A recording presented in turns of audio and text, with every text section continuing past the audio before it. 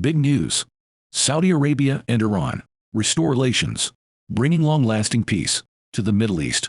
All of this happened in Beijing, China. China, Saudi Arabia, and Iran issued a joint statement today in Beijing. The statement noted that, in response to Chinese President Xi Jinping's positive initiative to support the development of friendly neighborly relations between the Kingdom of Saudi Arabia and the Islamic Republic of Iran, senior officials from Saudi Arabia and Iran held 4 days of talks in Beijing. The three countries announced that Saudi Arabia and Iran have reached an agreement, including agreeing to restore diplomatic relations, reopen their respective embassies and representative offices within 2 months at the latest, arrange for mutual exchange of ambassadors, and explore ways to strengthen bilateral relations. The three countries expressed their willingness to make every effort to strengthen international regional peace and security. Wang Yi, top diplomat of China, issued a statement from the Ministry of Foreign Affairs at the end of the talks, praising the agreement between Saudi Arabia and Iran to restore diplomatic relations as a victory for dialogue and peace. This latest development is seen as a major positive news in the current turbulent international situation. The media generally views the signing of the agreement as a significant sign of China's diplomatic victory in the Middle East. Their language is very grandiose, but to put it simply, under China's mediation, the Muslim world has welcomed a great reconciliation, and the long-standing wars in the Middle East are about to end, ushering in a century of peace. This is such a great achievement.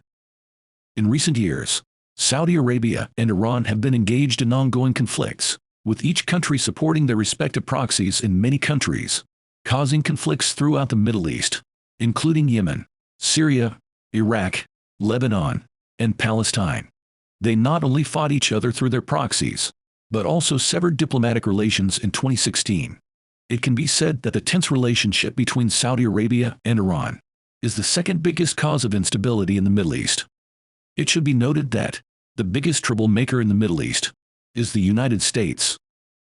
This is the first time China has successfully intervened in conflicts between major powers outside the region, and China's international political influence has reached a new level, transitioning from an observer to a mediator.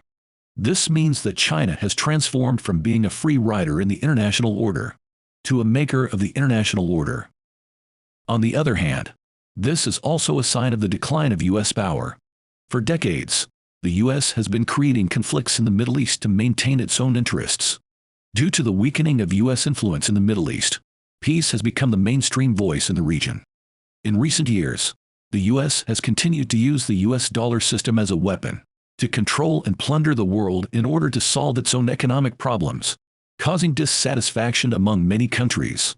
Many Middle Eastern countries, including Saudi Arabia and Iran, have begun to turn to accepting China's renminbi, which undoubtedly further enhances China's influence.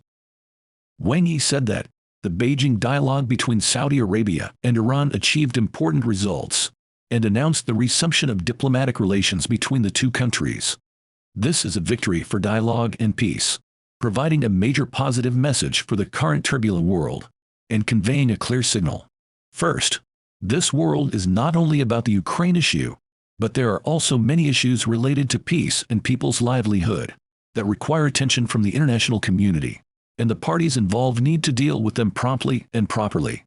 Second, no matter how complex the problem is, and no matter how sharp the challenges are, as long as equal dialogue is conducted in the spirit of mutual respect, a solution that can be accepted by both sides can be found.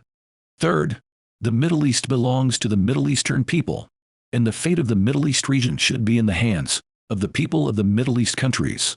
It is believed that the Middle Eastern countries will further promote the spirit of independence and self-reliance, strengthen unity and cooperation, and work together to build a more peaceful, stable, and prosperous Middle East.